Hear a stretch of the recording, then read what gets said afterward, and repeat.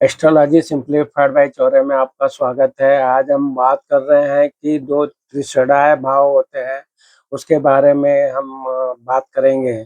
तो जैसा कि ज्योतिष शास्त्र के अनुसार देखा जाए तो जो त्रिशराय भाव है, उसमें जन्म कुंडली का जो रहता है, उसका तीसरा भाव, छठा भाव और 11वाँ भाव जो रहता है, ये जो भाव हैं, इनको त्रिशराय भाव कहते हैं। इससे क्या होता है कि जो सामान्यतः व्यक्ति के जो पराक्रम है ये और प्रतिस्पर्धा है और लाभ है, ये इनसे जो प्राप्ति के जो काम हैं वो जुड़े होते हैं, इन्हें शुभ नहीं माना जाता।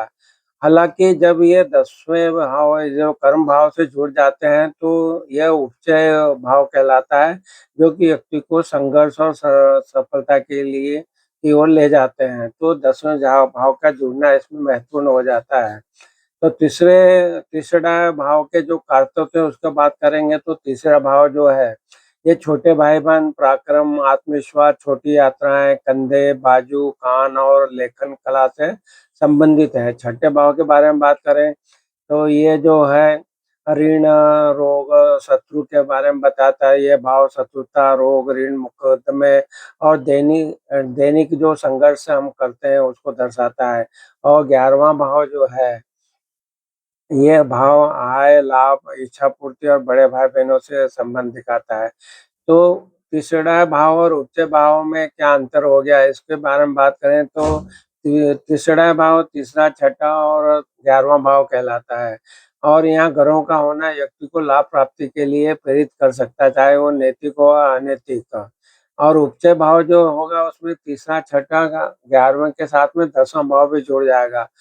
तो ये इस तरह से ये कर्म स्थान का जुड़ जाने से व्यक्ति कर्म और पुरुषार्थ जुड़ जाता है, जिससे व्यक्ति संघर्ष के बाद में सफलता प्राप्त करता है। इसके लिए मेरा उपचय भाव वाला वीडियो ज़रूर देखिए, उसमें डिटेल में इसके बारे में चर्चा की है। तो यहाँ पे हमने क्या देखा कि अगर किसी व्यक्ति की जो जन्म कुंडली है, तो लगन से जो तीसरा, छठा और 11वाँ भाव के बारे में बात की है, तो इसको तीसरा भाव कहते हैं और अगर वो 10वें भाव से जुड़ जाता है तो उसको उपचय भाव हो जाएगा। तो ये अगर जब वो 10वें भाव से जुड़ता है, तो व्यक्ति संघर्ष के बाद में अपार सफलता प्राप्त करता है और जो फर्श से अर्श तक पहुँच जाता है। इस तरह से हम इसको जान सकते हैं। तो आप भी अपनी जो जन्म कुंडली है, उसको अनुभवी ज्योतिषी से दिखा के इसकी जानकारी आप प्राप्त कर सकते हैं। अब हम बात करेंगे कि ये जो तीसरा भाव, छठा और 11वाँ भाव होते हैं, ये भाव जो है व्यक्ति की जो इच्छाएँ हैं, संघर्ष है, बाधाएँ हैं, ऋण है, लाभ से जुड़ा हुआ है।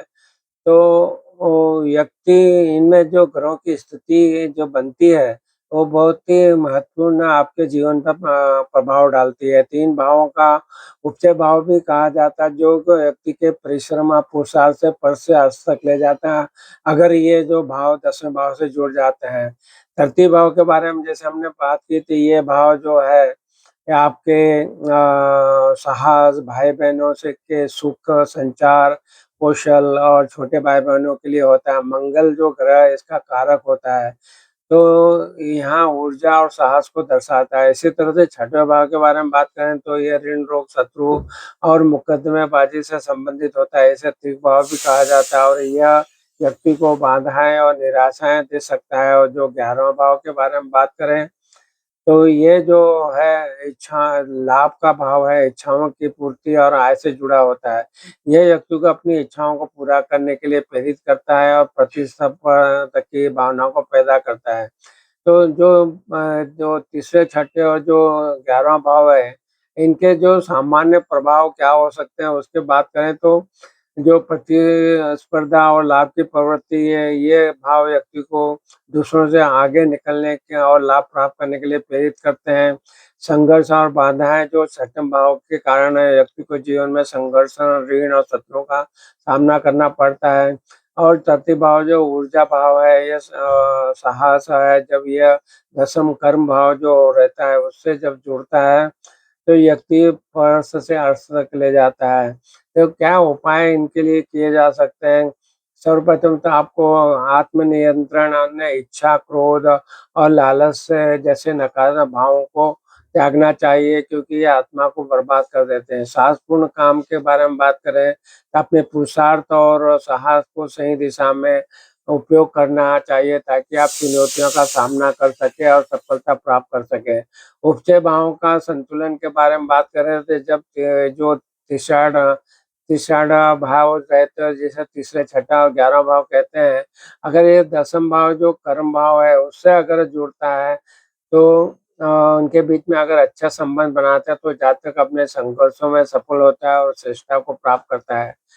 किसी अनुभवी ज्योतिष से सलाह लेकर अपनी जन्म कुंडली जो है उसका अध्ययन करा के उनकी सलाह लेकर आप ये जो बातें बताई है उसका अच्छे से आप प्रभाव ले सकते हैं और अपने जीवन में संघर्षों के बाद में अच्छी ऊँचाइयों तक जा सकते हैं।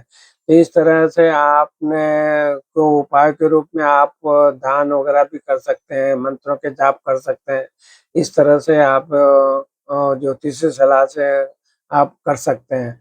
आपको हमारे वीडियो पसंद आया तो हमारे जो channel astrology simplified by Chaure पे उपलब्ध है वीडियो को भी ज़रूर देखिए और जो भी वीडियो आपको पसंद आया उसका ज़रूर लाभ लीजिए और अच्छा लगे तो ज़रूर शेयर कीजिए। आपने हमारे चैनल को सब्सक्राइब किया, वीडियो को लाइक और शेयर किया इसके लिए आप सबका बहुत-बहुत धन्यवाद, धन्यवाद। प्रणाम, प्रणाम, प्रणाम।